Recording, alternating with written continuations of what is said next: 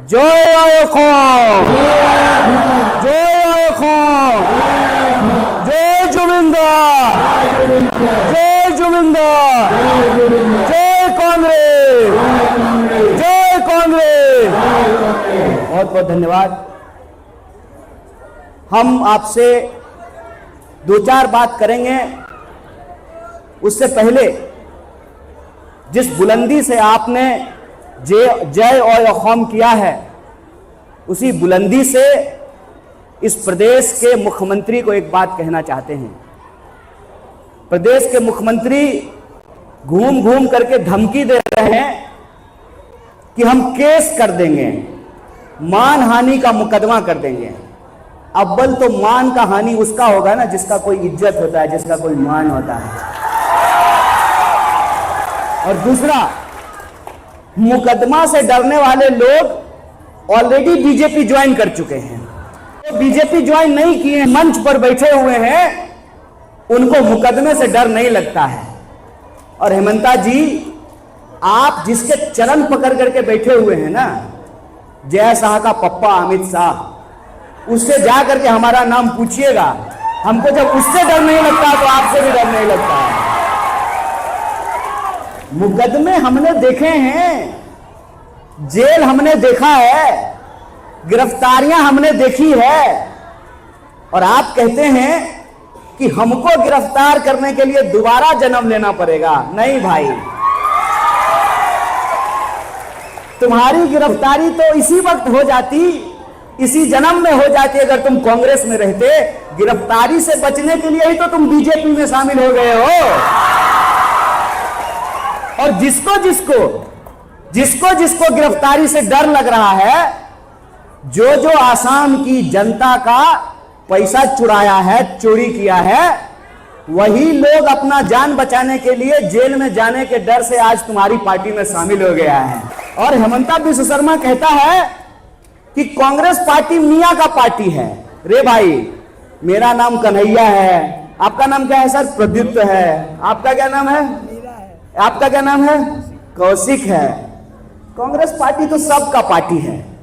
Congress party Mahatma Gandhi की भी party है, मौलाना अबुल कलाम आजाद की भी पार्टी है, सुभाष चंद्र बोस की भी पार्टी है, पंडित जवाहरलाल नेहरू की भी पार्टी है। कांग्रेस पार्टी तो सबकी पार्टी है, लेकिन तुम चोर का पार्टी हो, ये याद रखना। क्योंकि सारा चोर जो है वो तुम्हारी पार्टी में शामिल हो गया है।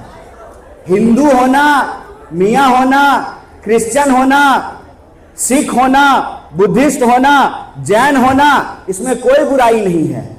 अरे जो हमारे माँ बाप होते हैं वो हम हो जाते हैं। हमारे माँ बाप हिंदू हैं तो हिंदू हो गए, हमारे माँ बाप मियां हैं तो मियां हो गए। लेकिन तुम जो ये धर्म के नाम पे खेल करते हो, यह खेल हम समझते हैं। यहां भाषण देता है कि 10 रुपए का 10 टका का काम करा करके 5 टका दो, लेकिन वहां दुबई में जाकर के फ्लैट खरीदता है। तुम्हारा यह बेईमानी आसाम की जनता समझ रही है। तुम्हारा यह बेईमानी आसाम का जनता समझ रही है कि सरकारी स्कूल बंद कर रहा है और उसकी बीवी प्राइवेट स्कूल खोल रही है, बंदिया इंटरनेशनल। वोट चाहिए नेशन के नाम पे, स्कूल इंटरनेशनल खोल रहे हैं। ए मीडिया के लोग, दिखाइएगा भाई, डरिएगा मत। सरकारी मुख्यमंत्री का प्राइवेट स्कूल चलता है, इस बात को दिखाइएगा, इस बात को पूछिएगा। रास्ते से आ रहा था तो मैं बीजेपी का ऑफिस देखा, ऐसा लगा जैसे कोई अंग्रेज का बिल्डिंग हो। आप लोग देखे कि नहीं देखे? हम उसमें ढूंढ रहे थे कि कहीं से हमको अखौमी संस्कृति का कुछ उसमें दिखाई दे दे। हकीकत यह है कि हम कांग्रेस के लोग हैं, हम अंग्रेज के खिलाफ लड़े, इस देश को आजादी दिलाई, संविधान बनाया, उसी से हेमंता बिश्व शर्मा को भी वोट देने का अधिकार मिला और उसी अधिकार से आज चीफ मिनिस्टर बना है। और ये सारा चोर इकट्ठा होकर के गुजरात से जो घुसपैठिया आया है अमित शाह, उसके पार्टी में डर से शामिल हो गया है। और ये तब भी, इसकी विचारधारा तब भी अंग्रेजों की जासूसी किया करता था, अंग्रेजों की चापलूसी किया करता था, और ये तब भी अंग्रेजों के साथ थे, हम तब भी भारत के साथ थे। ये आज भी बेईमानों के साथ खड़े हैं, हम आज भी आम आवाम के साथ खड़े हैं, आम लोगों के साथ खड़े हैं। देखिए, सच सबको दिखता है। आसाम के बच्चे बच्चे को पता है आसाम खूब माल खाता है, पता है। आसाम के मुख्यमंत्री, आसाम में एक नारा लग रहा है, गली गली में लग रहा है, गली गली में शोर है, बंटी बबली, और खुल्लम खुल्ला बोल रहे हैं, खुल्लम खुल्ला आज बोल रहे हैं, कल बोल रहे हैं, परसों बोलेंगे, और तुम्हारी अगर गद्दी रही तो बरसों बोलेंगे, चोर चोर कहेंगे, चोर को चोर कहने में कोई दरी धोखा नहीं है। तो अब आसाम की जनता को ये चुनना पड़ेगा। 5 साल में हमको वोट देने का अधिकार इसलिए मिलता है कि अगर सरकार ठीक काम कर रही है तब तो सरकार को रखना चाहिए, अगर सरकार ठीक काम नहीं कर रही है तब सरकार को बदलना चाहिए। और हमको लगता है कि 10 साल में आसाम की जनता को भाजपा की सरकार ने सिर्फ और सिर्फ ठगा है, और 5 साल अगर बीजेपी की सरकार आसाम में रही तो बीजेपी आसाम का वही हाल करेगी जो हाल उसने मणिपुर का किया है। हमारी मणिपुर की जो है अध्यक्ष यहां बैठी हुई है। आज मणिपुर की हालत यह है कि इस इलाके का आदमी उस इलाके में नहीं जा सकता है। मतलब आप सोचिए, आप इमेजिन कीजिए कि गुवाहाटी का लोग दिसपुर नहीं आ सकता है, दिसपुर का लोग गुवाहाटी नहीं जा सकता है, गुवाहाटी का लोग तेजपुर नहीं जा सकता है, तेजपुर का लोग बराकवेली नहीं जा सकता है। अगर ऐसी स्थिति पैदा हुई तो ये अखोम संस्कृति के ऊपर हमला होगा कि नहीं होगा। अखोम संस्कृति की जब हम बात करते हैं तो अभी बिहू आने वाला है। बिहू आता था, बिहू के कार्यक्रम में जुबिंदा जाते थे और आसाम की संस्कृति को दुनिया भर में प्रसिद्ध करते थे, जा करके अपनी बात को रखते थे। और आप देखिए कि जुबिंदा की समाधि पर भाजपा का कोई नेता नहीं गया। तो हम कहते हैं, हेमंता बिश्व शर्मा, डेट नोट करके रख लो, कांग्रेस पार्टी की सरकार आएगी, 100 दिन के भीतर तुम जेल में जाओगे और जुबिंदा को न्याय मिलेगा, इस बात को याद रखना। और तीसरी और आखिरी बात यह है कि हमको पूरी दुनिया में, भारत में और आसाम में राजनीति में हो क्या रहा है इसको समझने की जरूरत है। इसको इसलिए समझने की जरूरत है क्योंकि ये हमारे जीवन का सवाल है, ये हमारे जीवन मरण का सवाल है, ये हमारे भविष्य का सवाल है, ये हमारे बच्चों के भविष्य का सवाल है, ये हमारी संस्कृति, हमारा इतिहास, हमारा रोजी रोजगार, हमारे मान सम्मान का सवाल है। पूरी दुनिया में हम एक चीज देख रहे हैं। देख क्या रहे हैं कि जो गुंडे हैं, जो बेईमान हैं, जो करप्ट हैं, भ्रष्टाचारी हैं, वो जनता को भावनात्मक रूप से भड़का करके, उनका वोट ले करके कुर्सी पर बैठ जाते हैं और कुर्सी पर बैठ करके अपने आप को तानाशाह समझने लगते हैं, अपने आप को भगवान समझने लगते हैं, अपने आप को धरती पर ऊपर से आया हुआ कोई राजा महसूस करने लगते हैं। अरे भाई, लोकतंत्र में राजा तो जनता होती है ना।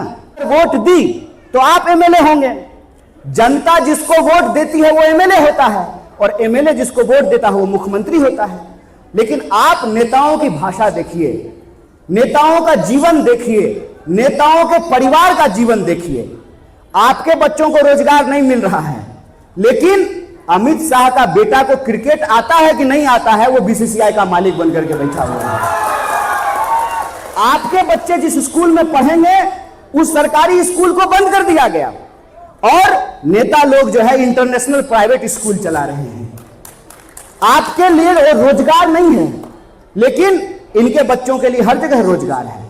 आपके बच्चों के पढ़ने के लिए स्कूल नहीं है, इनका बच्चा बाहर विदेश में जाकर के पढ़ता है। बताइए, नारा राष्ट्रवाद का लगाते हैं और बच्चों को विदेश में ले जाकर के पढ़ाते हैं, अंग्रेजी स्कूल में पढ़ाते हैं। चलने के लिए सड़क नहीं है, आप कार खरीदेंगे तो आपको टैक्स देना पड़ेगा, और उसी कार को लेकर के पेट्रोल पंप पे जाएंगे तो और टैक्स देना पड़ेगा, और फिर पेट्रोल पंप से जब रोड पे चलेंगे तो टोल टैक्स देना पड़ेगा। एक ही इंसान से बार बार टैक्स वसूला जाता है, और बदले में हमको क्या मिलता है? बदले में ना शिक्षा मिलती है, ना दवाई मिलती है, ना पढ़ाई मिलती है, ना कमाई मिलती है। ऐसी स्थिति में हमको इस मॉडल को समझने की जरूरत है। ये जो मॉडल है जिसमें सबसे ज्यादा ताकत जनता के हाथ में है, जनता की ताकत छीन करके नेता ताकतवर हो गया है, झूठे मुकदमों से, पुलिस से, गुंडे से जनता को डराता है, चुनाव बेईमानी करके जीतता है, फिर संपत्ति को लूट करके अपना तिजोरी भरता है। ये मॉडल बनता जा रहा है। पवन खेरा जी ने प्रेस कॉन्फ्रेंस किया और बोला कि इनके पास कई देश का पासपोर्ट है तो केस करने का धमकी देता है। उसके बाद मुख्यमंत्री क्या कहता है कि एनकाउंटर कर दीजिए। अरे भाई, हम आपकी भी पत्नी के एनकाउंटर के खिलाफ हैं। आपकी पत्नी है, वो इंसान है, वो जानवर नहीं है। उसने अगर कोई गलती की है उसका जांच होगा। इस देश में कोर्ट है, वहां पर उसको जो है मुकदमा होगा, मुकदमे की जो है सुनवाई होगी, सुनवाई में दोषी पाई जाएगी तो कार्रवाई होगी। एनकाउंटर क्यों कर दिया जाएगा? ये भाषा मुख्यमंत्री की भाषा नहीं है, ये भाषा गुंडे की भाषा है। और ये गुंडे की भाषा क्यों बोलते हैं? क्यों? क्योंकि इनको लोकतंत्र को खत्म करके गुंडागर्दी कायम करना है। ये मॉडल बनता जा रहा है कि इंसान को आपस में लड़ाओ, इंसान के बीच में नफरत फैलाओ और इस देश की संपत्ति को लूट करके अपना तिजोरी भरो। ये मॉडल बनता जा रहा है। जनता को एकजुट होने की जरूरत है। आम लोगों के पास संविधान ने यह अधिकार दिया है कि वोट देकर के आप सरकार बदलें, नया नेता चुने। नेता के मन में यदि डर नहीं हो कि जनता से वोट लेना पड़ेगा, नेता के मन में अगर यह डर नहीं हो कि गलत काम करेंगे तो जनता वोट नहीं देगी, तो नेता सही काम करेगा? नेताओं के मन से यह डर खत्म हो गया है। इसलिए मैं कहता हूं कि दिसपुर में सबसे पहले जो भी गद्दारी करता है उन गद्दारों को जवाब देने की जरूरत है। जो जनता के वोट के साथ बेईमानी करता है, उन बेईमानी को जवाब देने की जरूरत है। नेताओं के मन में यह भय होना चाहिए कि अगर सरकारी स्कूल बंद करके हम अपना प्राइवेट स्कूल चलाएंगे तो जनता हमको चुनाव हरा देगी। अगर हम पहले फॉर्च्यूनर से चलते थे, अब हेलीकॉप्टर से चलते हैं, तो जनता हमको चुनाव हरा देगी। जनता का भय नेता के मन में होना जरूरी है। तभी लोकतंत्र, तभी गणतंत्र जिंदा रहता है। और गणतंत्र को जिंदा रखने के लिए हमको आपको ये तय करना पड़ेगा। वो अपने बच्चों के भविष्य के बारे में सोच रहे हैं, हमको अपने भविष्य के बारे में सोचना पड़ेगा। और आप अगर अपना भविष्य सोचने के लिए तैयार हैं तो आसाम में कांग्रेस पार्टी एक विकल्प लेकर के आई है। और ये विकल्प राहुल गांधी की और मल्लिकार्जुन खड़गे की गारंटी है, जिस गारंटी को गौरव गोगोई आसाम में लागू करने वाले हैं कि अगर आसाम में हमारी सरकार बनती है तो हर महिला को रोजगार करने के लिए 50,000 रुपया देंगे। जो भूमिहीन लोग हैं उनको भूमि का पट्टा दिया जाएगा। जिनके ऊपर एविक्शन नोटिस दे करके जिनके घरों में बुलडोजर चलाया गया है, उस बुलडोजर के खिलाफ कार्रवाई करेंगे, उस एविक्शन नोटिस को वापस लेंगे। समाज को, देश को जो आपस में बांटा जाता है, इस नफरत की राजनीति को खत्म करके विकास और रोजगार की राजनीति को आगे बढ़ाएंगे।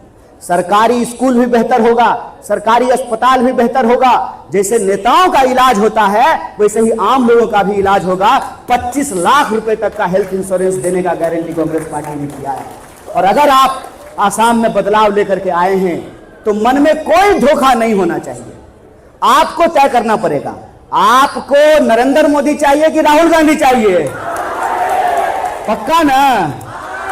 और आपको हेमंता विश्व शर्मा चाहिए कि गौरव गोगोई चाहिए?